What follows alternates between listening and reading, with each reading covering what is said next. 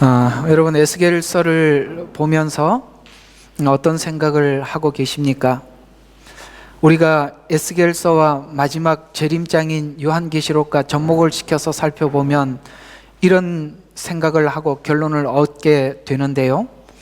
어떤 생각을 하게 되느냐면, 만약 하나님께서 지금 현재 이스라엘 백성들이 심판을 받기 직전인 이 상황 가운데 이대로 심판을 한다면 아마 이스라엘 백성들 전체가 멸망하고 끝이 날 것입니다.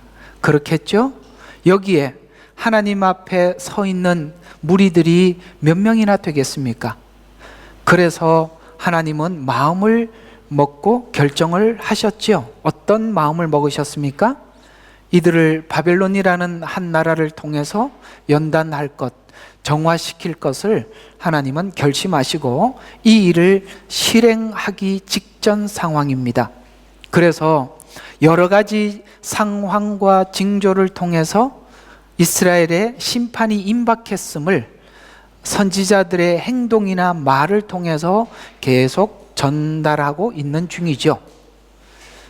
감사하게도 70년이라는 바벨론 포로 생활을 통해서 이후를, 우리가 바벨론 포로 생활 이후를 생각해 보면 참 감사한 것이, 이렇게 이 기간을 통해서 그들에게 하나님 되심을 가르쳐 주시고 알려주시고 난 이후에 그들을 구원하셨다는 것은 너무나도 큰 다행스러운 일이 아닙니까?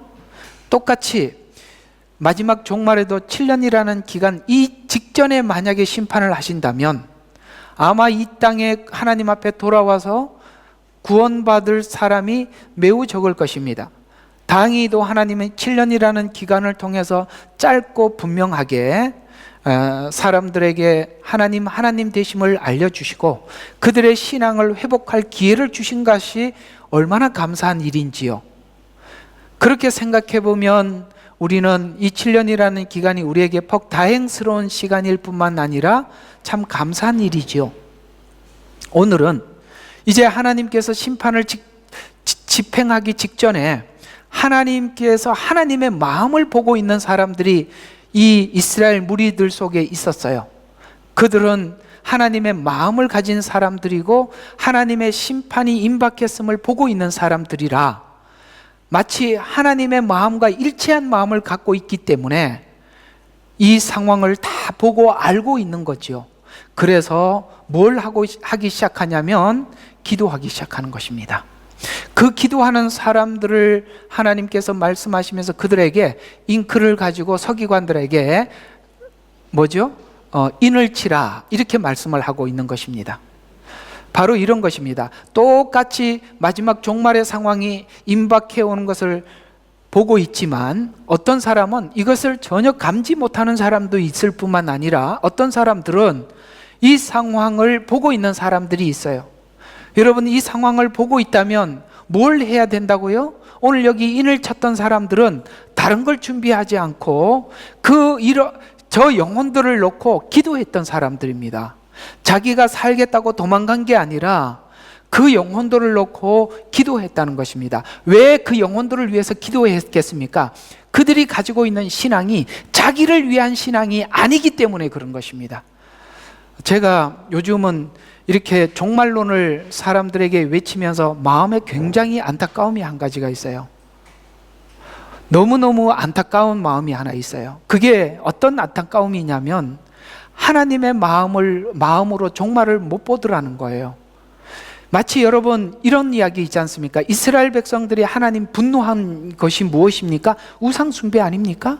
우상숭배는 정확하게 자기 탐심을 위해서 하나님을 믿는 거라고 했지요. 마지막 종말에도 자기만을 위해서, 피신을 위해서 준비하는 사람들은 그 이스라엘 백성들이 우상숭배했던 것과 다르지 않습니다. 자기만을 위한 거예요. 저는 예수님을 믿고 난 이후에 놀랐던 사건이 두 가지가 있었습니다. 저는 완전히 불신자 집안에서 살았어요. 그런데 제가 고등학교 다닐 때 교회를 갔는데 어떤 집사님 한 분이 저희 아버님하고 같은 같은 연배이셨어요. 저희 아버님은 늘 술 친구들이 주변에 많이 있었어요. 그러면은 제가 이렇게 술을 드실 때는 술 사와라, 뭐 해라, 뭐 이런 일이나 시키고, 잘못하면 야단만 치고, 저는 제 아버지 때 노인분들이, 어른들이 다 그런 분인 줄 알았습니다. 그런데 교회를 갔더니 저희 아버님하고 연배가 같으신 분인데 사회적으로 지위가 굉장히 높으신 분이셨어요.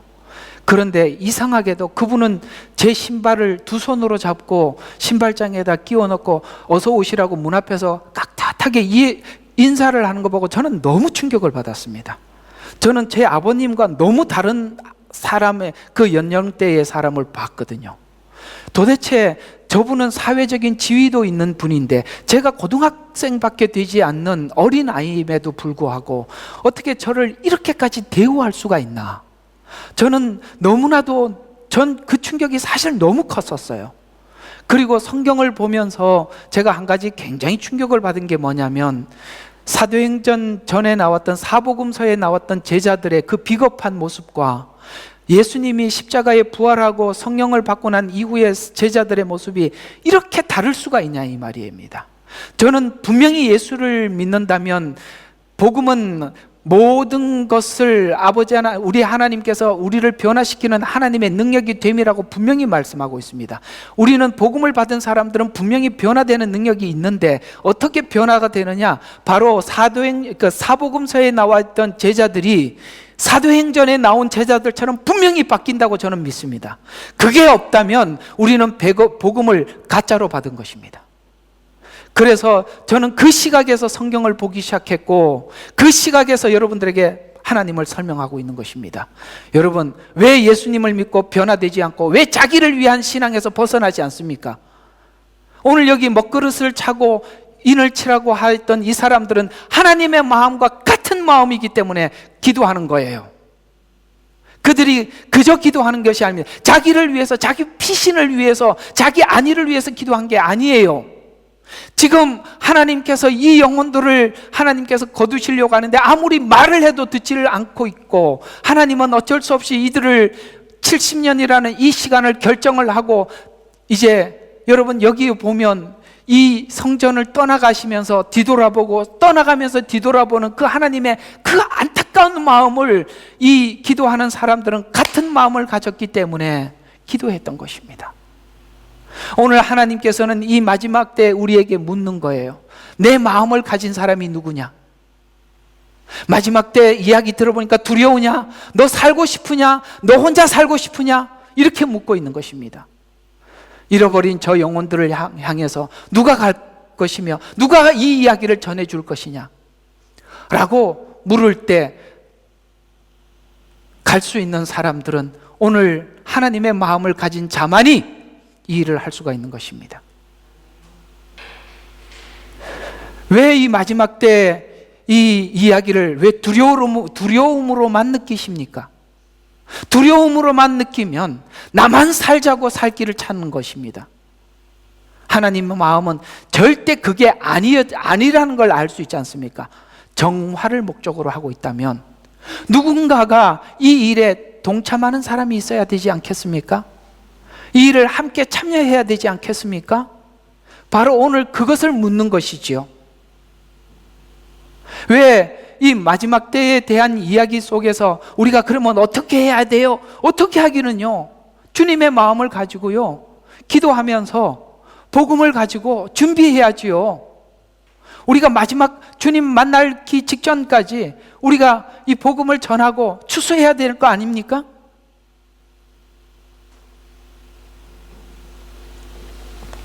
그래서 오늘은 마지막 때 이 가증함을 보고 탄식하며 울부짖는 중보 기도자들이라는 제목을 가지고 오늘 9장 1절과 4절 말씀을 함께 나눠보도록 하겠습니다. 저번 주에 했던 이 8장은 유다의 죄를 성전 밖에서 시작해서 안쪽으로 진행하는 모습을 묘사하고 있고, 11장에서는 성전의 내부에서부터 성읍을 향해서, 그러니까 11장은 성전 내부에서부터 성읍을 향해서 이 심판을 진행하는 모습을 다르게 묘사하고 있습니다. 이건 뭘 의미하느냐면 죄의 근원이 왕실 정치나 정치인들에서부터 있었던 것이 아니라 또 일반 사회에서부터 시작했던 것이 아니라 이 죄가 어디서부터 시작했냐면 바로 성전에서부터 시작했다는 것을 알리려고 그렇게 환상을 보여주고 있는 것입니다. 여러분, 성경에서는 분명히 우리에게 이런 말씀을 하신 적이 있습니다. 너희는 세상의 소금이요 세상의 빛이니 너희가 아니면, 소금이 아니면 무엇으로 짜게 하리요? 여러분, 소금 위에는 짜게 만들 아무런 것도 없다는 거예요. 성도들 위에 이 외에는 세상에 빛이 될 자가 없고 소금이 될 자가 없는 거예요. 그러니 세상이 썩는 것은 1차적으로 교회가 썩으면 세상이 썩고, 세상이 그 자리를 지키고 있으면 세상은 빛으로 환할 수밖에 없는 것이죠. 그러니 이스라엘 백성들이 지금 이 지경까지 올 수밖에 없었던 것이 바로 성전의 죄로부터 시작했다는 것을 알리고 있는 것인 것입니다. 하나님, 그러니까 성전에서부터 실패했다는 것은 교회가 하나님과의 관계성에서 실패했다는 것입니다. 믿으시면 아멘 하시기 바랍니다. 관계성이 무엇이냐? 시편대로 표현을 하자면 우리가 하나님의 얼굴을 구한 게 아니라 하나님의 손을 구한 것입니다. 뭘 줄까 쳐다보았지. 하나님과의 진지한 관계, 신앙은 진심인 거예요. 진심과 진심, 사랑은 진심으로 통하는 것이지. 누군가가 결혼을 하기 전에 저 사람이 재산이 얼마나 있나, 집이 있나, 차가 있나, 통장이 얼마나 있나, 이거는요 정말 상대를 기만하는 것입니다. 아닌가요? 저는 기만한다고 봅니다. 사랑에는 거짓이 없는 거예요. 관계성에서 실패했다는 것이죠. 또 하나님과의 관계성에 대해서 실패를 회복해야 하는데, 회복하기보다는 숨기려 하다 보니까 심판이 임박해 오는 것을, 예루살렘 성에 거주하면 심판을 면할 수 있다는 오도된, 잘못된, 누군가가 이런 이야기를 해서 하나님이 심판하신대, 심판이 가까이 오고 있어 라고 이야기를 하니까 자기의 어떤 관계성 실패를 가지고 하나님 앞에 회개하고 나가야 되는데, 요렇게 하면 심판을 면할 수 있겠구나 라고 거짓 선지자가 흘려버리는데 그걸 다 믿고 있는 거예요. 요럴 때 급할 때는 꼭 경상도 말이 나오더라고요. 그걸 믿고 있다는 말을 하고 나니까 경상도 말 같아요. 이해가 가십니까? 요렇게 피하면 돼, 요 방법을 알려주더라는 거예요. 그걸 따르고 있더라는 거예요. 그 얘기가 오늘 그 얘기예요. 좀 이따 나오니까 한번 봅시다. 그래서 관계성의 실패, 회복의 실패를 바라보면서 임박한 심판을 바라보는 소수의 무리들이 있었어요. 마지막 때 이 소수의 무리들이 남아 있었어요.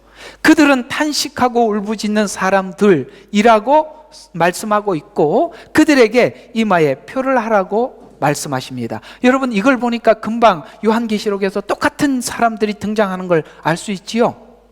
그래서 이들은 성경에 등장하는 생명책에 기록된 자들이라 라고 성경을 소개를 하고 있으면서, 요한계시록 13장 8절에 보면 죽임당한 어린 양의 생명책에 기록된 자들이라 라고 말씀하고, 또 요한계시록 20장 12절에 보면 그것은 생명책이라, 21장 27절에는 어린 양의 생명책에 기록된 된 자들만이라고 기록하고 있습니다.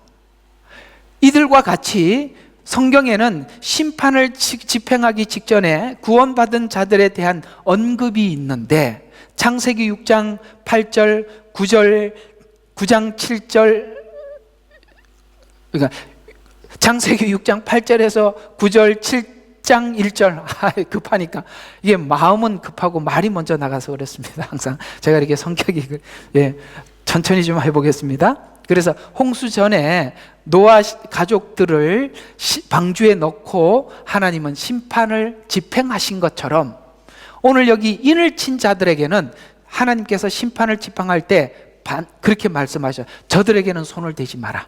하나님 분명히 말씀하셨어요.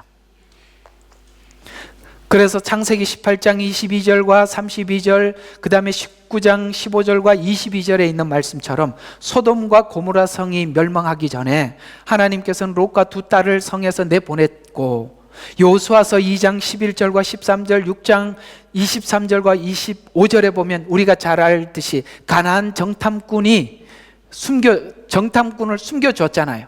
그때 정탐꾼이 비밀을 하나 가르쳐 줍니다. 우리가 이 땅을 정복하러 올 때, 여러분, 가나안 땅의 정복은 마치 마지막 하나님 마지막 때 있을 심판은 성경에 굉장히 많이 나와요. 가나안 심판도 같은 의미예요. 그때 이 라합에게 성문 앞에다가 빨간 줄을 늘어뜨리라 그러죠. 그 얘기예요. 그 인을 치는 사건이나 다 같은 이야기들이라 이 말입니다. 그래서 가나안 정복 전에 라합과 그 가족들을 살려주었던 것이 그 예입니다. 이런 것처럼 탄식하고 울부짖는 자들은 하나님의 이스라엘의 가증한 짓으로 인해서 울부짖는 자들입니다. 이들은 왜 이것을 놓고 울부짖었냐면 하나님이 죄를 어떻게 보고 있는지 아는 사람들이에요. 그러니 여러분, 우리가 신앙적으로 무뎌져 있으면 죄가 죄된 줄 모르고 살아가는데, 우리가 하나님의 기준을 가지게 되면 지금 이 모든 돌아가는 이 법들이나 사회 문화들이 얼마나 안타까운 죄 가운데 놓여지고 있는지 아니까 가슴이 먹먹하고 어떻게 할 수가 없으니까 하나님 앞에 기도할 수밖에 없었어요. 그래서 8장 18절에 보면 하나님은 진노로 다룰 것이니 아끼지 아닐 것이라고 생각하여 하나님께 큰 소리로 부르짖는다 해도 또 이런 그러니까 이렇게 부르짖는 사람들이 있고, 또 어떤 사람들은 이런 무리들이 있는데 하나님께 큰 소리로 부르짖는다 해도 하나님이 듣지 않을 것이라고 말하는 두 무리들이 있더라는 거예요. 그러니까 심판이 임박해 오고 심판이 막 앞에 와도 사람들이 그 심판을 두 부류로 보더라는 거예요. 이게 하나님의 마음을 가진 사람들은 이걸 가지고 하나님 앞에 죄를 가지고 부르짖겠지만, 또 한 무리들은 하나님께 기도해도 하나님이 우리 듣지 않을 거야 라고 생각하는 이런 두 가지 무리들이 있더라는 거예요. 그래서 이들의 둘의 기도하는 일에 대해서 서로 다름을 말씀하고 있는데, 표를 받아서 탄식하며 기도하는 자들에게는 표를 해둠으로써 6절에 보면 표가 있는 사람에게는 접근하지 말라라고 명하셔서 환난 전 보호받을 것을 하나님께서 명하셨습니다. 요한계시록에 분명히 그렇게 말씀하고 있죠. 이들의 공통점은 노아처럼 죄악이 관영해가는 세상을 향해서 하나님의 마음을 가지고 하나님과 동행하며 은혜를 입어 세상의 죄악을 보면서 방주를 준비하며 심판을 대비한 사람들이고, 롯과 같이 타락한 성에 남아있는 의로운 자고, 그 다음에 라합과 같이 가나안 심판의 소식을 듣고 정탐꾼들을 선대한 자들이며, 심판이 가까이 오는 것을 보고 하나님의 마음을 가지고 세상의 죄를 중보하며 긍휼을 구하는 자들입니다. 이들은 7년 기간의 다가옴을 보고 있는 사람들인데, 마지막 때 징조를 감지하여서 영적인 안목을 가진 자들은 가슴을 치고 이 시대와 이 상황을 간절히 하나님 앞에 구하는 사람들입니다. 에스겔과 표를 한 자들은 그 심판이 보이는데 다른 사람들은 이 심판을 보지 못하고 있지요. 또 선지자들이 알리는데도 사람들은 듣지 못합니다. 기도하는 자들은 무엇을 본 것일까요? 9장 1절에 보면 그가 또 귀에다가 큰 소리로 부르짖어 말씀하시기를, 성읍을 관할하는 자들도 각기 손에 파괴하는 무기를 들고 나오게 하라. 이건 상징적인 행동이에요. 그래서 여러분, 이스라엘 백성들이 예루살렘 성이 무너지고 심판을 받고 바벨론 성이 무너지기 전에 하나님께서는 그런 어떤 상징적인 행동들을 사실 여러 번 보여주었어요. 그렇죠? 예. 에스겔에게도 이상한 행동을 하라고 하면서 그것이 무엇이냐라고 물으면 하나님이 이렇게 하실 거라고 얘기해 주기도 하고, 또 여기 9장에서도 보면 에스겔에게 명하셔서, 자, 사람들에게 뭐 하라고요? 성읍을 관할하는 자들도 각기 손에 파괴하는 무기, 지금으로 말하면 전쟁에 쓰이는 이런 무기들이겠죠?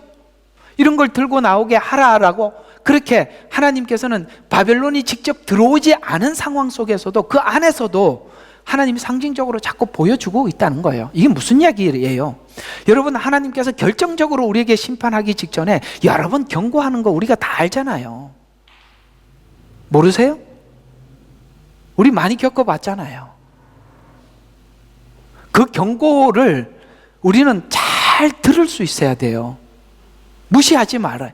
그래서 이 경고가 왔을 때 하나님 앞에 기도하는 사람들은 하나님의 마음을 보니까 기도하고, 그 경고를 듣고도 소리를 내 기도해도 하나님 듣지 않을 거라고 이야기하는 사람들은 하나님이 기도를 안 듣는 게 아니라 자기가 그 죄를 놓고 싶지 않은 것이지요. 저는 그렇게 생각해요. 이 마지막 때가 오기 전에 저와 여러분에게 주시는 이 크고 작은 경험들은 훗날 정말 그 시간이 왔을 때 여러분들에게 지난날 했던 경험이 큰 힘이 될 겁니다. 저희들이 이렇게 중국에서 사역을 하면 피가 말라요. 진짜 딱 그 말이 맞는 것 같아요. 피가 말라요. 아침에 눈을 뜨고 가서 강의를 하면 마음에는 한쪽에 항상 부담이 있어요. 혹시나 수업 시간에 공안들이 문을 팍 열고 들어오지는 않나. 참 이게요, 사람 그 긴장감은 어떻게 할 수가 없어요. 잠을 자도 하룻밤 편히 잘 수가 없어요. 처음에 그 긴장감이 높다가 나중에 이런저런 상상을 해보잖아요. 이런 일이 생기면 어떻게 할까? 이렇게 할까? 저렇게 할까? 나중에 하다 보면은 무뎌지는 건지 믿음이 생기는 건지 담대해지는 건지 모르겠어요. 점점 아이고 나도 모르겠다 이렇게 가더라고요. 그러니까 시간이 가면 갈수록 이게 담대해져 가더라고요. 이러는 것처럼 우리가 이 환난에 관한 메시지를 들으면 막 사람들이 처음에는 우왕좌왕할 거예요. 그러나 하나님은 그걸 하라고 하시는 거예요. 그렇게 하면서 정리하는 거예요. 갑자기 위기가 닥치면 사람들이 그 위기를 어떻게 뚫고 나가야 할지 상당히 마음에 부담이 되는 거거든요. 그러나 하나님께서는 여러분 삶 속에서도 크고 작은 위기와 혹 하나님께서 우리 마음속에 묻는 질문을 통해서 우리의 마음을 든든하게 하시는 것이죠. 그래서 더 십자가 복음 안에서 약속을 확인하고 하나님을 더 붙잡게 만들고 우리로 하여금 담대하게 만드는 것입니다. 아멘이시죠? 얼마나 감사한 일이에요. 준비 훈련하는 거예요. 그 수영하기 전에 PT 체조하는 거예요. 이렇게 하면 알아들으리라 믿습니다. 그래서 지금 예행 연습을 하는 거예요. 자, 파괴하는 무기를 들고 나와라. 그렇게 하면서 실제적으로 실전을 생각해 보게 하는 것이죠. 우상 숭배하는 자들을 심판하기 위해 하나님께서는 심판의 사자를 부르고 있음을 보고 있기 때문입니다. 에스겔이 봤던 성전 구석에 행해졌던 우상 숭배를 감지하고 보고 인정한다면, 이 안타까움이 하나님의 안타까움과 같다면 바로 우리는 탐식하고 울부짖을 수밖에 없다는 것입니다. 그래서 우리가 마지막 때가 되면 세상은 두 갈래로 갈라지는 것을 보게 될 것인데, 한쪽은 이 심판이 오더라도 괜찮아, 네가 지금 알고 있는 그 복음 그거 가지고 딱 네가 하나님 앞에 확신만 가지고 있으면 돼. 나는 참 이 구원에 확신하는 말이 너무 하나님 관점에서 보면 너무 웃기는 이야기예요. 한번 생각해 봐요. 구원은 내가 합니까? 하나님이 하십니까? 하나님이 하시는데 내가 확신을 가지고 있으면 무슨 소용이 있어요? 그건 내 거지. 나는 그래서 사람들이 뭘 이렇게 가르쳐주고 구원의 확신이 있습니까? 여러분, 구원의 확신은 스스로 말이 나오는 것이지 그것이 어떻게 있습니까? 라고 물어서 있습니다 그러면 자기가 있으면 있는 거예요? 나는 이런 말들이 너무 우스운 거예요. 하나님의 구원, 참 이런 이야기 좀 지웁시다. 정말 가짜는 이야기 아닙니까? 하나님이 보시고 발짱 끼고 웃고 있지 않겠어요? 네가 확신을 가지면 되냐? 이렇게 묻지 않겠어요? 참 이런 이야기들이 참 웃지 못할 이야기들이에요. 그래서 마지막 때는 두 갈래로 갈라집니다. 네가 알고 있는 그것만 가지고 있으면 돼. 난 그래서 사실 그런 생각이 들어요. 한번 믿으면 구원받고 영원히 구원받는다. 요거 사람들이 그거 확인하고 싶어서 여기저기 성경 찾아다니고요. 그러면 이렇게 구원받은 자들은 마지막 때 7년 전에 휴거해 주신대. 참 그건 정말 이스라엘 백성들이 우상 숭배했던 신앙과 별 차이가 없다고 봐요. 그 얼마나 웃기는 이야기입니까? 순순히 자기를 위한 신앙 아니겠습니까? 성경은 이렇게 이야기하고 있어요. 하나님 나라에 들어오려면 많은 고난을 받아야 하리라. 예? 그 고난이 뭐겠습니까? 아무것도, 지나갑시다. 자, 그래서 두 시각으로 갈라지는데, 거짓 선지자들은 평안과 안정과 번영을 말하지만 참 선지자들의 눈에는 파괴하는 무기를 가지고 오는 심판자를 보고 있는 거예요. 그래서 둘이 보고 있는 게 다르더라는 거예요. 이 경고를 예수님은 이렇게 시작합니다. 이 경고 똑같은 경고예요. 마태복음 24장 3절과 6절에 보면 아무도 너희를 미혹하지 못하도록 주의해라. 어떤 미혹? 평안하다, 안전하다라고 말하는 미혹을 조심해라 이 말이에요. 많은 사람들이 와서 내가 그리스도라고 말하는 사람들을 미혹하리라. 그리스도라는 이 말은 지금 이렇게 위험한 상황이 찾아왔을 때 사람들이 이 상황을 누군가가 건져줄 사람들을 구한다 이 말이에요. 그 그리스도 이야기하는 것입니다. 전쟁 소문이 들릴 것이나 그러나 걱정하지 말라. 이 모든 일이 반드시 일어나겠지만 이 반드시 일어난다라는 말은 앞으로 나팔 재앙과 대접 재앙은 반드시 일어난다는 거예요. 그러나 징조로 보여주는 것이 인재앙이에요. 그게 바로 네 마리 인이죠. 그 말들의 이야기입니다. 아직은 끝이 아니기 때문이라 라고 말씀하시면서 인재앙은 심판의 시작을 알리는 재앙입니다. 마지막 때 징조를 볼 줄 아는 사람들은 하나님께서 말씀하신 그 뭡니까? 그 징조에 대해서 우리가 볼 줄 알고 자신이 심판을 모면하기 위한 기도를 하는 자가 아니라 심판의 엄중함과 심판의 끝과 영원한 형벌을 보고 있기 때문에 울부짖는 것입니다. 저 영혼들이 예수님을 믿지 않고 거부하면 어떻게 되는 줄을 아니까 그 영혼들을 놓고 기도하는 사람들이라 이렇게 말씀하고 있는 것입니다. 그리고 오늘 2절에 보면 북쪽 문을 향해서 심판자가 들어오고 있다고 말씀하고 있습니다. 지금 이스라엘 지도로 보면은 지금 바벨론은 북쪽에 있는 나라거든요. 그래서 그 북쪽에서 심판자가 들어오고 있는 것을 보고 있습니다. 성전 문으로 들어오는 길인데 앞에서 우리가 봤던 그 하나님께서 에스겔에게 보여줬던 그 북쪽 문, 그래서 에스겔에게 보여주었던 그 성전 구석구석에서 우상숭배가 행해지고 있는 우상숭배지가 된 문이 북문이었어요. 그래서 북문은 우상숭배로 단무스를 위해서 애곡하던 우상숭배지 중심지였다라는 말입니다. 그래서 북쪽 바벨론을 통해 심판하기 시작한다라고 말씀하고 있어요.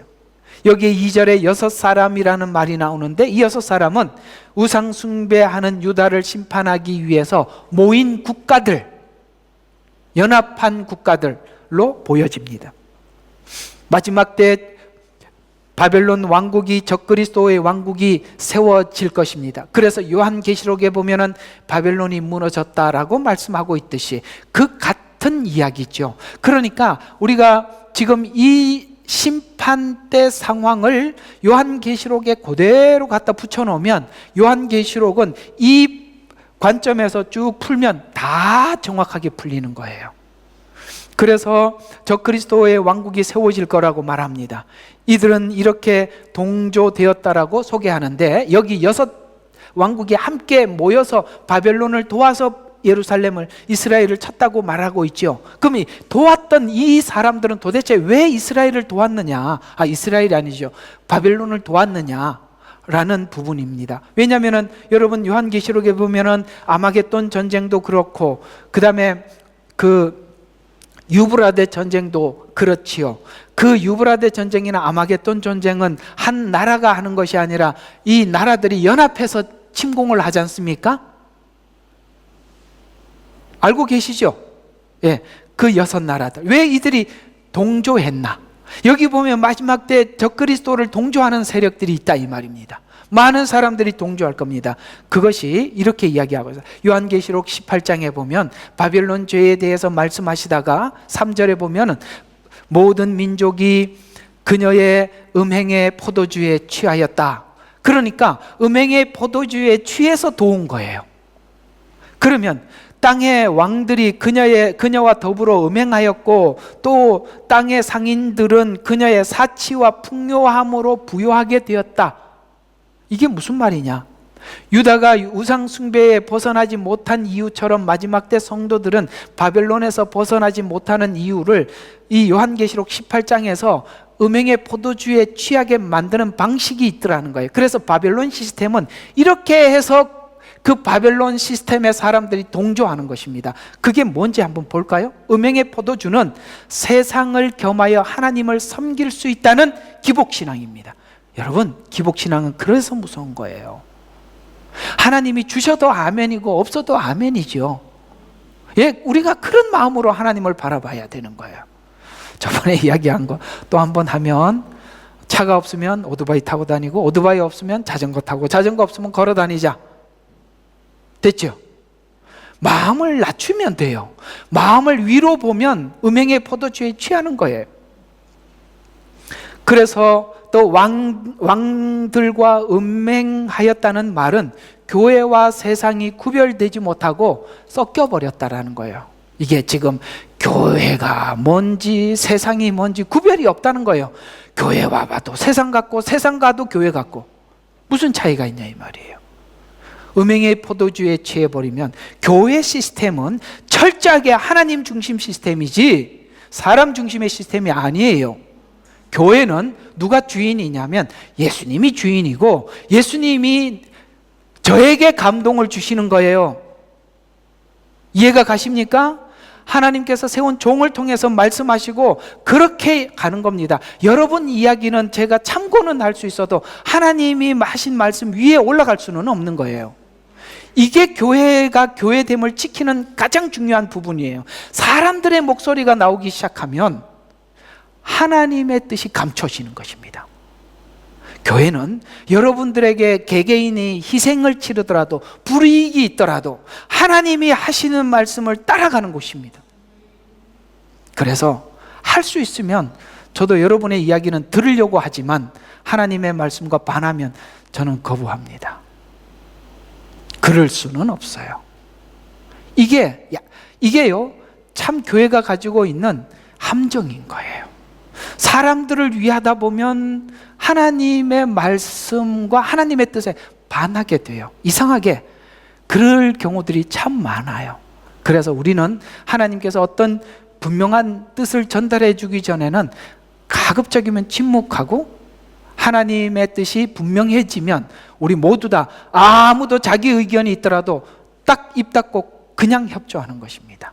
이것이 바로 교회입니다. 왜 이렇게 됐다고요? 취하면 그렇게 되는 거예요. 세상의 방식이 교회에 들어오면 그렇게 되는 거예요. 그래서 저는 뭐 그냥 할 얘기 다 하는 사람이니까 저 부담 없이 설교하는 사람입니다. 지금 교회가 사실 그런 형태로 많이 상업화되어 있다는 거예요. 요즘 교회 목사님들은 다 직원입니다. 직원이죠. 그래서 모여서 목사님 저희 교회에서 목사님은 저희 교회하고 안 맞는 것 같으면 가십시오 그러면 직원들은 가야지요. 그 직원이 무슨 교회에서 말을 하겠습니까? 우리는 마음에 들든 안 들든 내 생각하고 맞든 안 맞든 교회는 일단은 하나님이 이렇게 정한 원칙 속에서 움직여진다는 거에 대해서 여러분 아무도 거부하거나 반항하지 마세요. 그냥 따라가야 하는 것이거든요. 또 사치와 풍요로 인하여서 부유했다는 말은 여러분 돈 사랑, 자기 사랑이죠. 그래서 사치에 깊이 물들어서 사람들이 이 바벨론 시스템이 이렇게 사람들에게 여기 딱 중독시켜서 뭘 하느냐면 여기에 예수님을 믿으면서도 세상의 유행과 가치를 버리지 못하면 우리는 그녀의 음행에 취하고 마는데 이게 너무 강력해요. 그래서 여기 보면 18장 12절에 무엇으로 취하게 했는지 그 품목들이 나오는데요, 여기 보면 세마포, 자주옷, 옷감, 비단, 그 다음에 주홍색 옷감과 이런 말들은 로마 시대 때 아주 명품, 아주 값진 옷으로 치부되었던 거예요. 지금으로 말하면 명품들입니다. 또 장식품이 있어요. 진귀한 각종 목재와 제품과 놋제품과 철제품, 이런 것들은 뭐냐? 고급 가구들, 고급이에요. 그 다음에 향수와 향료, 이건 계피와 향료, 그 다음에 유황, 포도주 기름, 고운 가루, 밀, 짐승과 양과 말들, 마차와 노예들과 사람들의 혼이라, 인신매매, 장기 척출, 사실 이런 것들이 다 이런 사람들의 혼이라 이렇게 표현되고 있지만 원어에 가보니까 그렇게 나와 있더라고요. 아, 그 말이구나. 이런 것들은, 그 다음에 계피와 향료, 이런 것들은 제사용품들이에요. 그러니까 우상을 섬길 때에 필요했던 그런 향품들. 그래서 성경에 보면 마지막 때 이런 마술들이 행해진다라는 이런 말의 뜻도 참 이상한, 요즘 점치고, 요즘 그런 거 엄청 많아졌죠, 그죠? 이게 지금 뭐 무속인들의 숫자가 언제 한번 봤는데 한국에 엄청나게 많고, 거기 소요되는 1년에 거기 시장이 엄청 넓다고 그래 한번 봤습니다. 근데 굉장히 넓어져 가고 있습니다. 그래서 마지막 때가 되면 될수록 사람들이 영적이 되어 가는데 그 영적이 이쪽으로 가는 거예요. 그런 걸로 사람들을 취하게. 그래서 뭘 하나 결정을 못해. 가서 그 점집에 가서 물어봐야 되고, 돈을 어떻게 하면 벌 수 있는지 물어봐야 되고, 자기 의지대로 움직이는 게 하나도 없어요. 마귀가 시키는 대로 가고, 마귀가 준 거 가지고 그거 얻으려고 온 힘을 다해서 하고, 그렇게 되는 거예요. 그러니 여러분, 여기에 성경에는 이런 품목들을 우리가 빠지지 말라고, 거기 취하지 말라고 자세히 우리에게 설명을 해줬어요.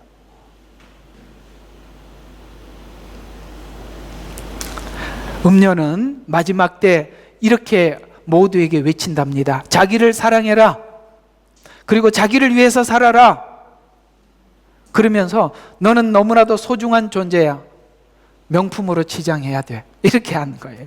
좋은 차 타야 되고 명품으로 치장해야 돼. 그렇게 살게 해서 포도주에 취하게 하고, 교회 와서 예수님을 믿어도 그걸 얻기 위해서 구하게 만드는 것이죠. 이제 아시겠습니까? 이 시스템이 어떻게 되돌아가는지. 명품을 얻기 위해서 돈을 사랑하게 만들고, 바벨론 시스템 안에서 결속시켜서 이런 것들을 제공해 줄 수 있는 바벨론 시스템이 에스겔서의 우상 숭배하는 것과 동일하다는 것이죠. 하나님을 믿으면서 우상 숭배하는 말이 바로 탐심이 우상 숭배라라고 말하는 것처럼 사람들 마음속에 탐심을 부추겨 거기에 집중하게 만든다는 것이죠. 마치 이 이야기는 우리가 창세기 3장에 나오는 에덴 동산의 사건이 무슨 이야기인지 이해하게 만드는 것입니다. 에덴 동산에서 가졌던 아담과 하와의 선악과 사건은 같은 탐욕과 탐심인데, 변함없는 탐심, 이 변함없는 탐심은 우리 마음속에 남아 있어요. 아담이 가지고 있던 그 탐심이 우리 속에 남아 있다 이 말입니다.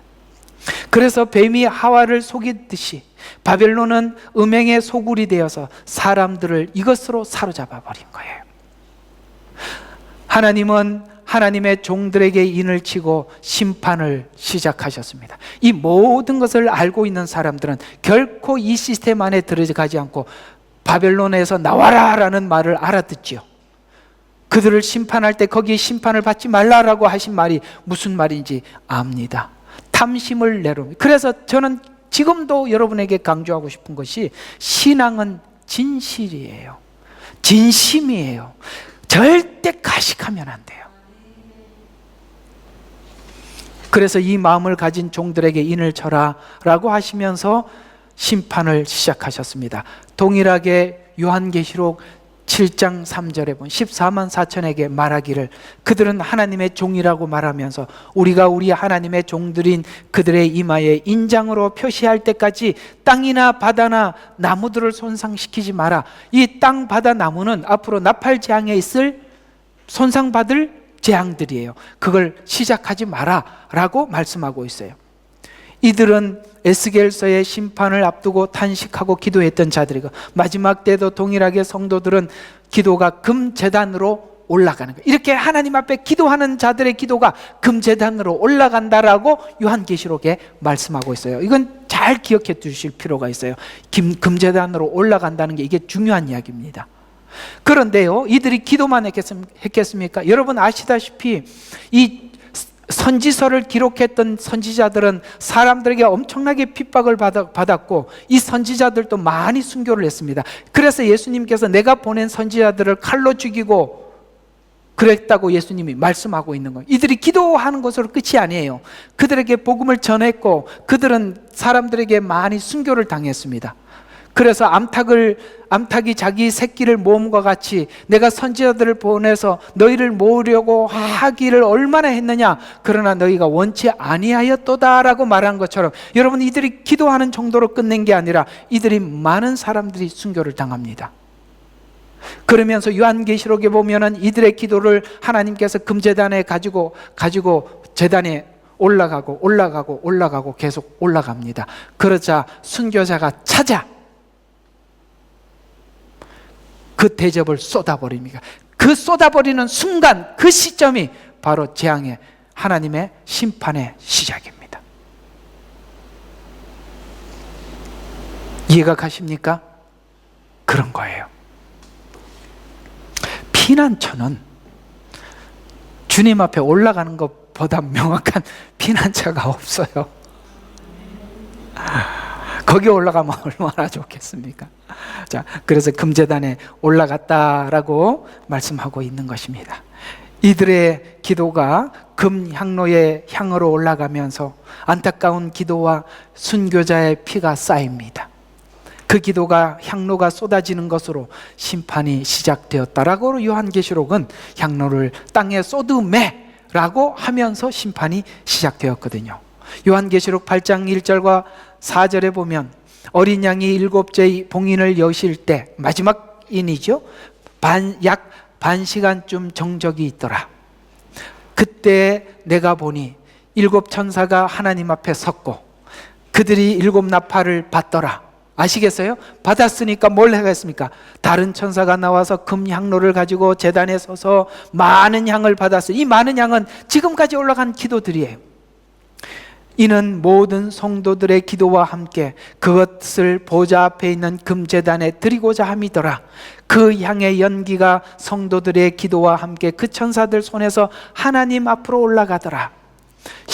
그 올라간 이 기도가 11장 10절과 11절에 보니까 우리의 피를 갚아주실 날이 얼마나 남았나이까? 라고 하나님께 그렇게 묻자, 그러자 그들 각자에게 각 흰옷을 주시면서 그들의 동료 종과 형제들도 그들처럼 죽임을 당하여 그 수가 채워질 때까지 잠시 더 쉬라. 무슨 이야기입니까? 순교가 계속 일어나고 있었다는 것이죠. 그러다가 그 수가 차면 무슨 일이 일어나느냐? 8장 5절에 보니까 그 천사가 향로를 가져다가 제단 불에 담아서 땅에 쏟으니 거기서 음성과 천둥들과 번개들과 지진들이 일어나더라. 그때 7나팔을 가진 7천사가 나팔을 불려고 준비하더라 라고 하다가 6절에 보면 첫째 나팔이 푹 하고 부러지는 것입니다. 이해가 가시죠? 그래서 이 심판은 하나님의 공의의 집행이에요. 공의의 집행이라는 거예요. 죄 많은 이 세상은 내 집 아니네. 금은 보아 저 하늘에 있네. 오늘 그 찬양 참 부르면서 저희 장모님 생각이 참 많이 납니다. 그 장모님과 이렇게 같이 기도하는 그룹들이 있었어요. 주일날 저녁이면 나오셔서 이 그분들이 매일 주일날 예배 마치면 지하실에 가서 철야기도 하고 수요일날 마치면 철야기도 하시는 분들이신데 이 찬양을 부르시면서 한 7, 8분 되시거든요. 아주 웃으면서 행복하게 부르셔요. 지금은 완전히 할머니가 됐을 겁니다. 네. 그런데 그 찬양을 그렇게 즐겁게 부르시고 그 찬양 가사가 그들 마음속에 있는 천국, 정말 그분들이 그 찬양을 부르시면서 그 얼굴에 천국을 볼 수 있었어요. 여러분과 저의 본향은 여기가 아니고 나그네입니다. 오늘 이야기를 결론을 맺어보겠습니다. 마지막 때를 눈으로 볼 수 있다는 것은 놀라운 하나님의 축복입니다. 또 마지막 때 심판을 목전에 두고 가증한 것을 보고 탄식하고 부르짖는 중보 기도자들은 더 축복된 자들입니다. 너무나도 감사한 일이죠. 이걸 볼 줄 아는 것도 감사한데 하나님의 마음을 가지고 기도할 수 있는 것 더 감사한 일이에요.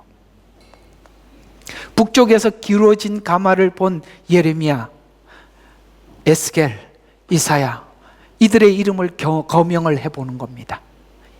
누구요? 예레미야, 에스겔, 이사야, 그리고 여러분의 이름을 같이 집어넣어 보세요. 그들은 하나님의 말씀을 받았고 하나님의 가슴을 가진 사람들이에요. 이들은 바로 하나님의 가슴을 가지고 미래를 본 사람들입니다. 오늘 이 내용의 결론은 베드로 전후서에 부탁한 베드로의 이야기로 정리를 해보려고 합니다. 이렇게 말씀하고 있습니다. 베드로 전서 4장 7절에 보면 만물의 마지막이 가까웠으니 그러므로 너희는 정신을 차리고 깨어 기도하라. 무엇보다 서로 뜨겁게 사랑해라. 여러분, 마지막에는 사랑이 식어질 거라고 말씀하고 있어서 정말 무엇보다 뜨겁게 사랑해라. 이는 사랑이 허다한 허물을 덮기 때문이라. 불평하지 말고 서로 대접하여 은사를 받은 대로 선한 청지기 같이 서로 섬겨라. 베드로후서 3장 12절에 보면 하나님의 날이 오기를 고대하고 열망하라. 그때는 하늘들이 불에 타서 녹아버리고 우주의 구성 요소들이 맹렬한 불에 녹아내릴 것이나 우리는 그의 약속대로 의가 거하는 새하늘과 새 땅을 기다리는 도다. 그러므로 사랑하는 자들아, 너희가 이런 것을 기다리고 있으니 뭐 하라고요? 점없고 흠없이 평강 가운데 그분께 발견되도록 하라. 힘써라. 아멘. 오늘 이 말씀에 소망을 가져봅니다. 여러분의 모든 것은 하나님 나라의 모든 시선을 집중하고 또 하나님께서 이 마지막 때 가진 하나님의 마음과 하나가 되어서 여러분 이 땅의 죄악을 위해서 함께 기도하고 복음을 전하며 주님이 이 땅에 오셔서 사셨던 것 같이 사도들이 살았던 삶을 답습하며 오늘 한 주간 여러분에게 주어진 길을 아름답게 걸어가는 한 주간이 되시기를 주의 이름으로 축원합니다. 기도하겠습니다.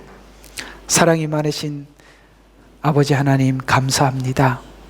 오늘 또 주님의 마음을 가지고 기도하였던 하나님의 사람들을 마음에 새겨봅니다. 아버지 하나님, 심판의 소식이 들릴 때 아버지 하나님 주님의 마음을 가지고 이 땅을 위해서 중보하게 해주시고 우리가 가지고 있는 이 복음을 어찌하면 전할 수 있을까 하나님 앞에 구하오니 하나님 방법을 가르쳐 주시고 그들에게 전할 말을 저희들에게 허락하여 주시옵소서. 오늘도 예배에 참석하여 말씀을 듣는 사랑하는 당신의 백성들을 기억하여 주시고 우리 모두에게 오늘 아버지 하나님 주님의 마음으로 기도했던 저들처럼 우리도 기도의 자리에 나설 수 있도록 도와주시옵소서. 예수님 이름으로 기도합니다. 아멘. 우리